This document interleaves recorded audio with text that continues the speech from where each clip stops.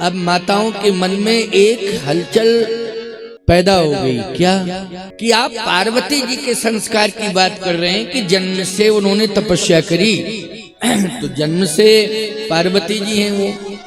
अब हम अपनी बेटी से कहें कि तुम तपस्या करो तो संभव नहीं है। तपस्या क्या है? अपनी बेटी को अनुशासित करो, यही तुम्हारी तपस्या है। और बेटी अनुशासन में रहे, यही उसकी तपस्या है। अब बोलो भाई, ये तो संभव है? संभव है। जैसे ही बेटी को होश आवे तो सबसे पहले उसको समय से जगाओ। ये बच्चा समझ के, ये नहीं कि बच्चा है सो रहा है सोने दो उसको, नहीं नहीं, यही गलती है। जब बचपन सुधरेगा तभी बचपन ठीक रहेगा, और बचपन बिगड़ गया तो बचपन बिगड़ गया, सब बिगड़ गया। नहीं नहीं, बेटी आपके घर में हमेशा नहीं रहेगी, उसको दूसरे घर जाना पड़ेगा। बेटा तो आपके पास जिंदगी भर रहेगा, बोलो भाई, लेकिन बेटी दूसरे के घर में जाएगी। बेटे का क्या व्यवहार है आप सह लोगे, लेकिन बेटी का व्यवहार दूसरे घर के लोग नहीं सह पाएंगे, विवाद खड़ा हो जाएगा। इस बात का ध्यान रखना, क्योंकि मैं केवल कथावाचक ही नहीं हूं, मैं उपदेशक भी हूं, साधु हूं। इसलिए साधु के द्वारा उपदेश मिलता है, और उपदेश देने का अधिकार साधु को ही है। एक गुरु की भूमिका में अध्यापक होता है, लेकिन उसका पुस्तकीय ज्ञान होता है, वो पुस्तक के आधार पर पढ़ाता है। क्यों भाई, पढ़ाता है कि नहीं पढ़ाता है? वो घरेलू बातें क्यों पढ़ाएगा वो? क्यों भाई? जिस कक्षा का छात्र होगा उसी कक्षा की बात करेगा कि नहीं करेगा? और शिक्षा विभाग ने जो पुस्तकें दी हैं क्लास के हिसाब से, कक्षा के हिसाब से, उसी के अनुसार पढ़ाएगा वो। लेकिन महात्मा एक ऐसा होता है जो आपके लोक परलोक में आपको क्या करना है, लोक परलोक कैसे आपका बनेगा, इसका उपदेश देता है, वो संदेश देता है, कथा माध्यम बन जाती है। इसलिए बेटी की चिंता करो और उसे बचपन से ही संस्कार दो। सबसे पहले अपनी बेटी को श्रम से जोड़ो। श्रम, श्रम का अर्थ है कि सुबह जागे, अपने साथ में, जैसे तुम झाड़ू लेके झाड़ू बारू करती हो ना, तो अपने साथ साथ रखो उसे। भले वो झाड़ू लगाना नहीं जानती, लेकिन देखेगी तो है, देखेगी वो क्या मम्मी क्या कर रही है, माँ क्या कर रही है, मेरी माता क्या कर रही है। मम्मी तो हम विरोध में रहते मम्मी शब्द के, लेकिन निकल गया मम्मी। नहीं, माँ मेरी क्या कर रही है।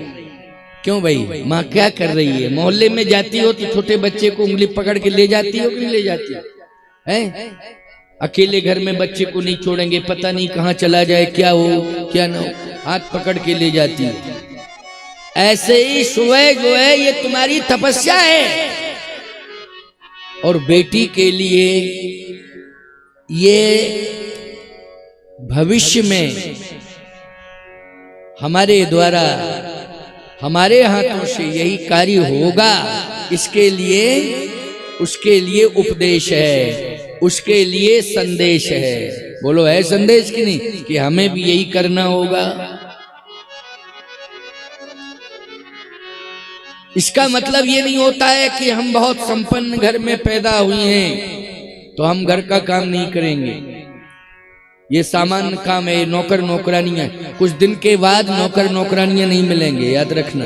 अभी नहीं मिल रहे हैं। बोलो किसानों, अगर कृषि यंत्र ना होते तो तुम्हारी खेती फैलती।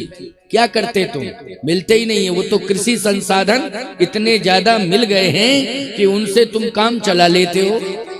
लेकिन जब भी मजदूरों की जरूरत पड़ती है तब याद रखना वो मिलते नहीं है, और मिलते हैं तो काम नहीं करते, और काम नहीं करते अगर तुमने 2 शब्द बोल दिए तो शाम को थाने में पहुंच गए।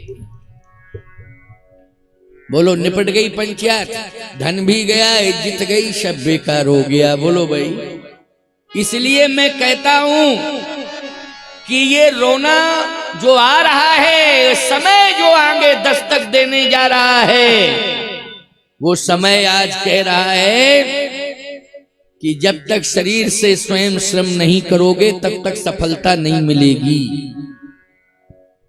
इसलिए अपना कार्य अपने हाथ से करना है, और अपना घर का काम अपने हाथों से करना है।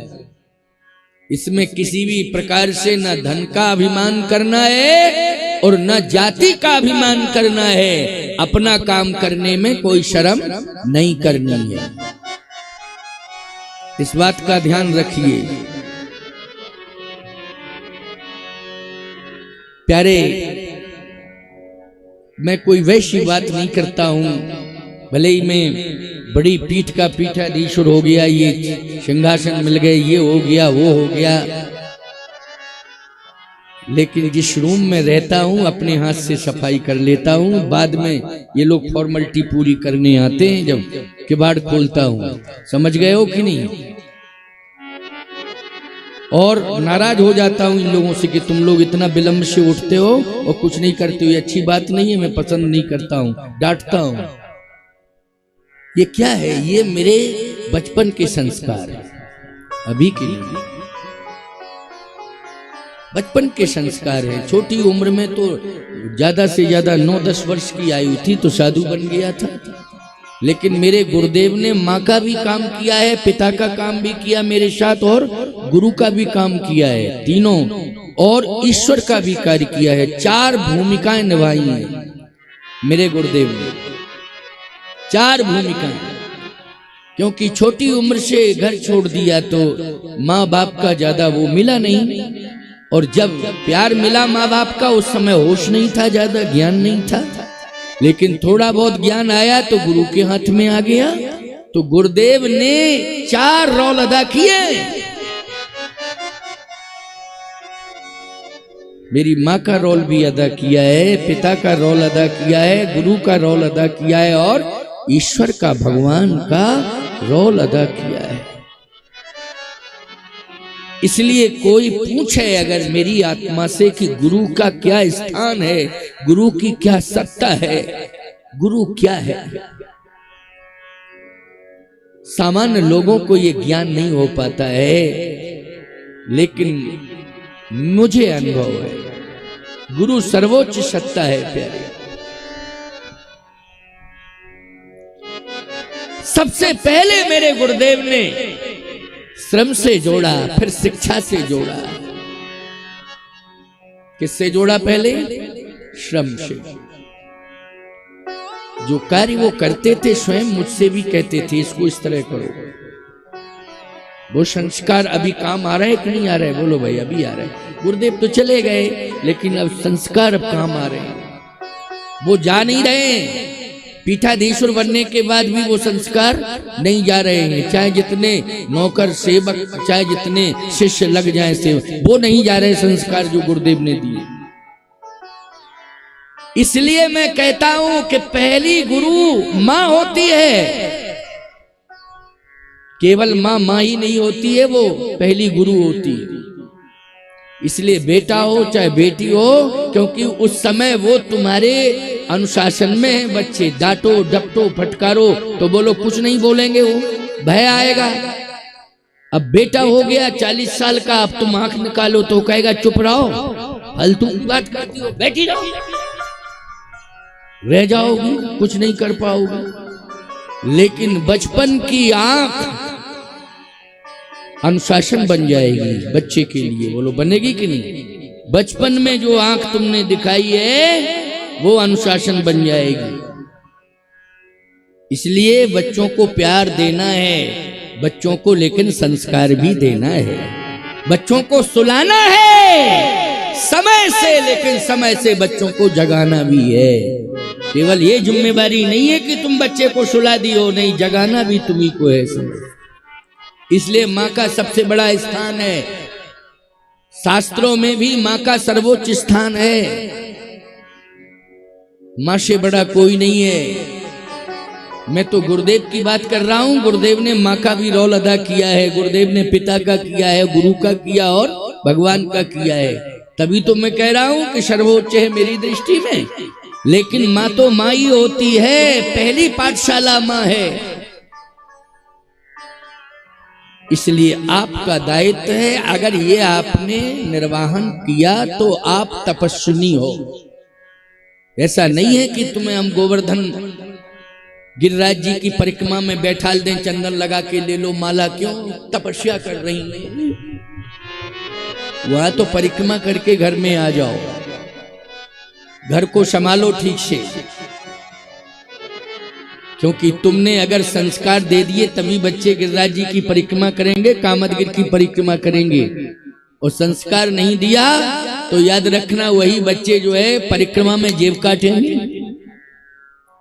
कितने लोग जेब कतरी कर रहे हैं, बोलो भाई, चोर बन जाते हैं। लाखों की भीड़ है, खून घुस गया और जेब किसने साफ कर दी। आखिर किसी माँ का बेटा ही होगा कि नहीं होगा, बोलो भाई। कि गधे घोड़े जाते हैं वहां 4 पैर वाले, 2 पैर वाले ही जाते हैं, याद रखना। 2 पैर वाले ही चोरी करते हैं, जेब काटते हैं, पता नहीं क्या क्या हो जाता है। इसलिए कहीं ना कहीं बहुत बड़ी भूल हुई है और उसको सुधारना है। पार्वती मैया ने कहा कि मेरी इच्छा तो यह है कि घर घर में रामायण को पहुंचा दूं, तो रामायण का सहारा मिल जाएगा माताओं को। क्यों? ये सरल सहारा है कि देखो राम जी ने क्या किया, कृष्ण जी ने क्या किया, कै बजे उठते थे, कै बजे सोते थे, माँ बाप का क्या आदर करते थे, बड़ों का क्या सम्मान करते थे। बोलो ये माँ बता सकती है कि नहीं? और पिता भी बता सकता है ये। इसलिए हर रोज हर घर में रामायण शाम को की जाती थी। मोहल्ले के लोग सुनते थे कि लोग समझें, बच्चे समझें, रामायण पर चले। ये पार्वती मैया की देन है। यद्यपि जोशिता नहीं अधिकारी, ओ दासी मन क्रम बचन तुम्हारी। गूढ़ तुन साधु दुरावे, ओ आरती अधिकारी जही पावही। धन्य धन्य गिरिराज कुमारी, तुम समान नहीं को उपकारी। पूछे रघुपति कथा प्रसंगा, सकल लोक जग पावनी गंगा। तो भगवान शंकर ने कहा कि निर्गुण ही सगुण हुआ है। तो निर्गुण सगुण कहां हुआ? क्या अयोध्या में? अच्छा वही हुआ है। हाँ, दोहा है एक ऐसा प्रमाणित दोहा कि वो पूरा का पूरा प्रमाण दे रहा है। वो दोहा क्या है? जे यूं गावहि वेद बुध, और जाहे धरे मुनि ध्यान। सोई दशरथ सुत भगत हित कौशलपति भगवान। अब इस दोहे ने स्पष्टीकरण दिया है। भगवान शंकर ने भगवती पार्वती को बताया कि जेयू गावै वेद बुध जाए धरे मुनि ध्यान, सोई दशरथ सुत भगत हित कौशलपति भगवान। तो महाराज बड़ी कठिनाई हुई होगी उसको सगुण बनने में। कैसे बना होगा? पहली बात तो इतनी ऊंचाई पर रहता है कि पवन को भी वहां पहुंचने में सोचना पड़ता है। क्यों भाई? सूर्य से भी ज्यादा उसकी ऊंचाई है। सूर्य सबसे ऊंचाई पर है, लेकिन सूर्य को भी उससे मिलना मुश्किल पड़ता है। क्यों भाई? चंद्र को भी मिलना मुश्किल पड़ता है। सही बात तो यह है कि पवन को भी मिलना मुश्किल पड़ता है। पवन सबको श्वास देता है, सूर्य सबको प्रकाश देता है, चंद्र सबको शीतल देता है, लेकिन पवन, चंद्र, सूर्य, वरुण आदि आदि को यदि प्रकाश, शीतलता, श्वास देता है तो वो ब्रह्म देता है। इसलिए ब्रह्म की सत्ता सर्वोच्च है। जासु अंश ते उपजय नाना, शंभु बिरंच विष्णु भगवान। लेकिन वो इतनी ऊंचाई से फिर यहाँ अयोध्या में आया कि यहाँ तो इतनी ऊंचाई से उतारने वाला कौन है? किसी देवता ने उतारा होगा, सूर्य ने उतारा है कि चंद्र ने उतारा है कि पवन के वेग से आया है? कहे नहीं नहीं, उसको उतारने वाला भक्त है। कौन है? भक्त। समझते जाओ, बहुत बड़ी बात है। और भक्त कहां रहता है? धरती पर रहता है भक्त।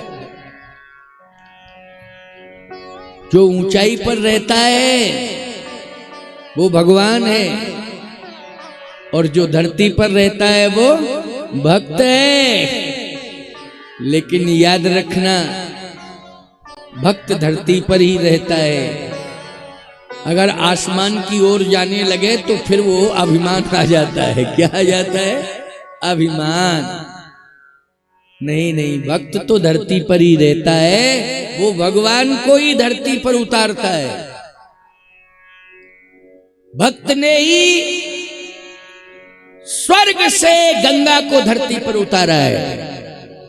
बोलो उतारा है कि नहीं? भगीरथ ने उतारा है। भूप भगीरथ सुरसरी अन्न। भगीरथ जी कौन है? जल्दी बोलो। भगीरथ हैं भक्त। और गंगा जी को उतारा कि नहीं उतारा? भक्त है। भगवान को भी इस धरती पर भक्ति उतारता है। एक कथा है बड़ी सुंदर, सुनो जरा। स्वयंभू मनु अरु सतरूपा,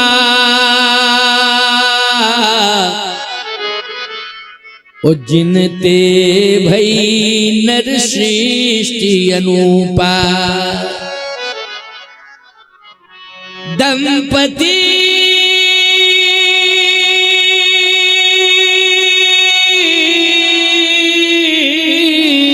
धर्म आचरण नीका, वजहु गाओ श्रुति जिन करली का। इस धरती पर महाराज मनु और शत्रुपा दोनों भक्ति करते,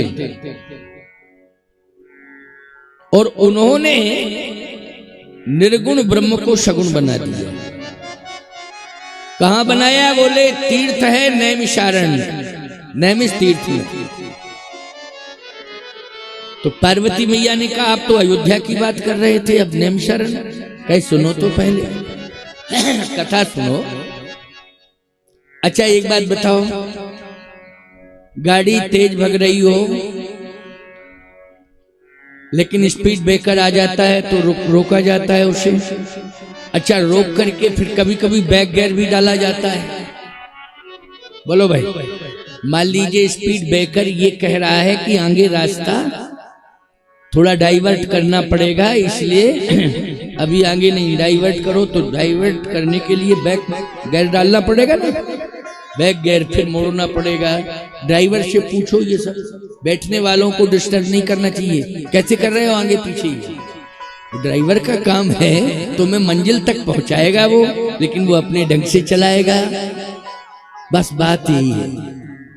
भले ही अयोध्या में वो प्रकट हुआ है, आज राम जन्म की कथा है, ये तो सत्य है कि अयोध्या में ही प्रकट हुआ है, लेकिन सबसे पहले वो कहां प्रकट हुआ है? तो भगवान शंकर ने कहा नैमिषारण्य में नील सरोरुह नील मणि नील नीरधर श्याम, लाजय तन शोभा निरख कोटि कोटि शत का। ये प्रमाण मिल गया।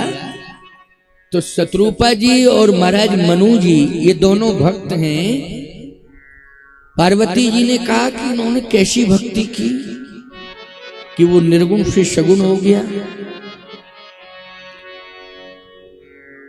कहा भक्त के जीवन में त्याग होता है।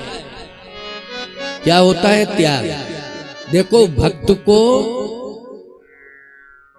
अभावग्रस्त नहीं मानना चाहिए किसी को। आजकल भक्त जो होता है ना, तो लोग अरे कुछ है ही नहीं तो क्या करोगे, भक्त ही तो बनेंगे, और क्या कुछ है ही नहीं। इसका मतलब यह है कि तुम सुदामा जी की महिमा नहीं जानते हो। समझ रहे हो कि नहीं? भागवत की कथा सुनते हो, लेकिन सुदामा जी को दरिद्री मत कहना, वो दरिद्र नहीं थे, वो भक्त थे। और भक्त जो है भोगों का त्याग करता है। भक्त क्या करता है? भोगों का त्याग करता है, वही भक्त है। सुदामा जी ने भोगों का त्याग किया है, इसलिए वो भक्त हैं। महाराज मनु ने भी भोगों का त्याग किया है, इसलिए वो भक्त हैं। भोगों का त्याग, हाँ। होय न विषय विराग भवन बसत भा चौथपन। हृदय बहुत दुख लाग जन्म गयऊ हरि भगत में। बरबस राज सुतहि नृप दीन्हा। नारी समेत गवन वन कीना। बोलो राज्य का त्याग जबरदस्ती किया तो भोगों का त्याग किया कि नहीं किया? जल्दी बोलो। राजा क्या करता है? याद रखना, राजा भोगी होता है।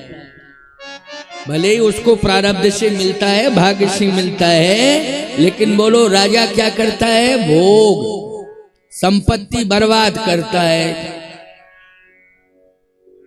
ऐसे कम राजा हैं जिन्होंने अपनी संपत्ति को मठ मंदिरों को दे दिया। जैसे ओरछा नरेश ने कनक भवन बना दिया अयोध्या में, जनकपुर में उन्हीं ओरछा नरेश ने जानकी महल बना दिया। इसलिए वो धार्मिक राजधानी हो गई। लेकिन ये कार्य सभी राजाओं ने तो नहीं किया। तो प्यारे भक्तों ध्यान से सुनना, भोगों के प्रति आकर्षण बढ़ता रहता है राजाओं का, इसलिए वो रोगी भी होते हैं और अंत में वो पूरे राज्य को नष्ट कर देते हैं। खजाना वैभव सब समाप्त हो जाता है। भोग बढ़ते रहते हैं। लेकिन भोगों का अगर त्याग करोगे, सब कुछ है और त्याग करने लगोगे ना, तो याद रखना फिर भगवान तुम्हारे वश में हो जाएगा। यानी भोगों का जो त्याग करता है भगवान उसके वश में होता है, और जो भोगों को स्वीकार करता रहता है, उन्हीं में लिप्त बना रहता है, तो याद रखना भगवान की परछाई भी नहीं मिलती है। मनु जी ने सबसे बड़ा कार्य यही किया है कि राजा है, लेकिन कहा कि गिलानी है, ये भोग हमारे ऊपर हावी हो रहे हैं और इनका हमें त्याग करना है। इनका हमें क्या करना है? त्याग करना है। ये हावी होते जा रहे हैं क्योंकि राजा के पास कोई कमी नहीं रहती है। देखो भोग कई प्रकार का होता है। भोग का अर्थ असंयमित जीवन ही नहीं होता है, याद रखना। भोग का अर्थ जो है वाणी का भी असंयम भोग है, स्वाद का असंयम भोग है। बोलो भाई कि तुम स्वाद लेने के चक्कर में ये नहीं देख रहे हो कि ये व्यंजन हमको नुकसान करेगा कि फायदा। तुम्हें ये ज्ञान ही नहीं है। स्वाद देख रहे हो तुम, लेकिन ये जाएगा पेट के अंदर तो ये बीमारी पैदा कर देगा। इसका मतलब है कि स्वाद का भी भोग है। शरीर के कई प्रकार के भोग होते हैं। जैसे चारित्रिक पतन की हम व्याख्या करें तो याद रखना, केवल पर नारी को कुदृष्टि से देखना ही चारित्रिक दोष नहीं है प्यारे। अगर हम अपने माँ बाप को गाली दे रहे हैं तो ये हमारा चारित्रिक दोष है। बुजुर्गों को हम अपमानित कर रहे हैं, ये हमारा चारित्रिक दोष है। केवल एक ही प्रकार का चारित्रिक दोष नहीं होता है, बोलो है कि नहीं? अगर हम गलत सलत भोजन कर रहे हैं तो ये चारित्रिक पतन है। जैसे गंदा संदा भोजन हम कर रहे हैं, जिसको नहीं खाना चाहिए उसको खा रहे हैं, बोलो ये चारित्रिक पतन नहीं है तो क्या है? शराबी को आप क्या कहते हो? चारित्रिक पतन हो गया इसका। मांसाहारी को आप क्या कहते हो? खान पान बिगड़ गया है, खान पान बिगड़ गया इसका, पतन हो गया, बोलो कहते कि नहीं? नशीली वस्तु ग्रहण कर रहा है, पतन हो गया इसका। इसका मतलब है चारित्रिक दोष आ गया। कई प्रकार का चारित्रिक दोष होता है। भोगों में लिप्त होना और भोगों के प्रति आसक्त होना, याद रखना ये भी चारित्रिक पतन है। महाराज मनु ने कहा कि मैं दुखी हूं, एहसास कर रहे हैं, क्योंकि इतनी उम्र के बाद भी भोगों को नहीं त्याग पा रहे। इतनी उम्र पर क्या करना चाहिए मुझे वो नहीं कर पा रहा हूं। होए ना विषय विराग, उम्र क्या है? भवन बसत भा चौथपन, हृदय बहुत दुख लाग, जन्म गयऊ हरि भगति बिनु। बिना भक्ति के मेरा जीवन चला गया, बुढ़ापा आ गया, लेकिन ये भोग जो है साथ नहीं छोड़ रहे हैं, ये पीछे पड़े हुए हैं, खोपड़ी पर चढ़े हुए हैं, बुद्धि में बैठ गए, ये जा नहीं रहे हैं। दुख है इस बात का। पुत्र से दुख नहीं था मनु जी को, राज्य की प्रजा से दुख नहीं था मनु जी को, किसी राक्षस ने आक्रमण नहीं किया था महाराज मनु के राज्य पर, इसलिए दुख नहीं था। लेकिन महाराज मनु कह रहे हैं कि मेरे ऊपर जो है भोगों का आक्रमण है, भोगों का आक्रमण है। हे प्रभु मुझे बचाओ बचाओ बचाओ, मेरी रक्षा करो, मेरी रक्षा करो। तो याद रखना, जब कभी भी भोगों के दबाव में जीव आ जाता है तो भोग जो है उभरने नहीं देते, फिर ये भोग जो है भगवान तक नहीं ले जाते हैं, बल्कि रसातल में ले जाते हैं। कहाँ ले जाते हैं? रसातल में ले जाते हैं भोग। उस समय एक ही उपाय है जो मनु जी ने किया है, क्या? सत्संग में चले जाओ। कहाँ चले जाओ? सत्संग में जाओ। सत्संग में आप कहोगे मनु जी कहाँ जा रहे हैं? मनु जी नैमिषारण्य जा रहे हैं, क्योंकि वहां पर 88,000 ऋषि रहते हैं। कितने ऋषि रहते हैं? 88,000 ऋषि रहते हैं। सबसे बड़ा सत्संग यदि होता है तीर्थ में तो नैमिष में होता है। बोलो होता है कि नहीं होता है? नैमिषारण्य। इसलिए नैमिषारण्य जा रहे हैं कि वहां संतों के चरणों में बैठ करके उनकी वाणी सुनेंगे तो ये भोगों से छुटकारा मिलेगा। अच्छा बोलो, हम जो व्याख्या कर रहे हैं, भले ही आपको लग रहा है कि नहीं साहब ये बात तो सही है, भोग हमारे ऊपर दबाव बनाए हुए हैं। क्या बनाए हैं? दबाव बनाए हैं भोग। जैसे ज्यादा गर्मी पड़ रही है तो जिनके घर में एसी है वो नहीं आने दे रहे, वो कह रहे गर्मी लगेगी नहीं रहो। इसका मतलब है भोग जो है दबाव बनाए हुए हैं। क्यों नहीं जाने दे रहे हैं? गर्मी लगेगी।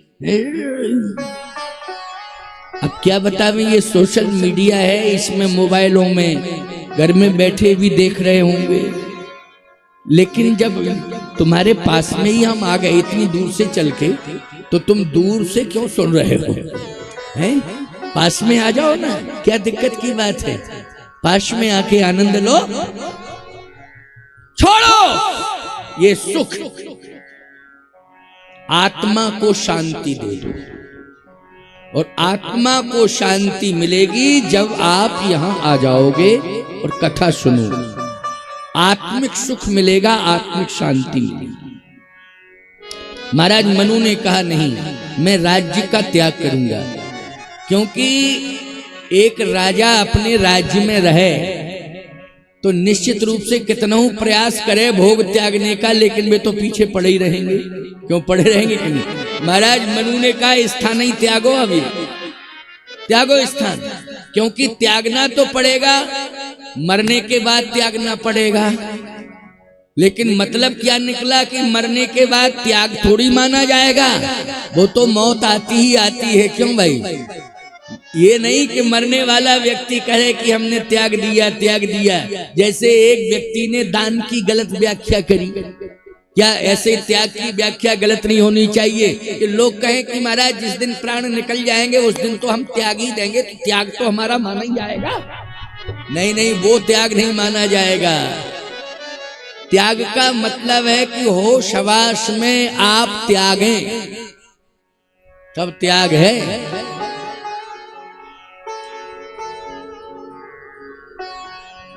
सब कुछ है लेकिन आपने त्याग दिया और सब चला गया और फिर कह रहे हम तो त्याग दिया। नहीं नहीं, भोग की भावावस्था का नाम त्याग है, भोग की अभावावस्था का नाम त्याग नहीं है। लो मैंने व्याख्या कर दी, अब अर्थ लगाते रहना। सब कुछ है और हम त्याग रहे हैं, यह है त्याग। और कुछ भी नहीं बचा, बोले हमने तो त्याग दिया। क्या त्याग दिया तुमने जब कुछ बचा ही नहीं? इतने भोग में लिप्त रहे कि खा खा के सब बर्बाद कर दिया, सब चला गया। कहते सब त्याग दिया मैंने। त्याग क्या दिया? चुल्लू भर पानी में डूब के मर जाओ ना, प्राण काहे को बचाए। महाराज मनु ने कहा कि नहीं, मैं राज त्यागूंगा, राज छोड़ रहा हूं। किसी ने कहा नहीं था कि राज्य छोड़ो। मनु जी ने कहा नहीं, मैं छोड़ रहा हूं। अब राजतंत्र की परंपरा में भैया अगर बेटा है तो उसी को राजा बनाया जाएगा, ये तो परंपरा है। क्यों है कि नहीं? राजतंत्र में प्रजातंत्र नहीं था उस समय राजतंत्र था। तो राजतंत्र में राजा का बेटा ही राजा बनेगा।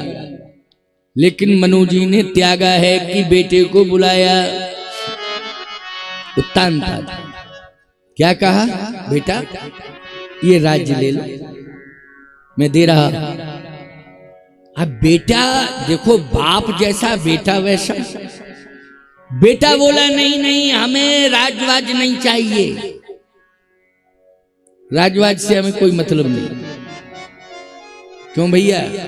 खजाना, वैभव, ऐश्वर्य सब मिल रहा है, लेकिन वो कहता है नहीं, आपको लिखा तो नहीं है रामायण में। लिखा कैसे नहीं है? अगर ये सब तुम जानते होते तो हम ही को क्यों बुलाते? बारीकी से पढ़ो। बरबस राज सुतहि नृपदीना। बरबस, बरबस मानी क्या है? जबरदस्ती। इसका मतलब है बेटे ने मना किया तभी तो जबरदस्ती दिया है। अगर आराम से ले लेता तो जब बरबस शब्द ही नहीं लिखा जाता।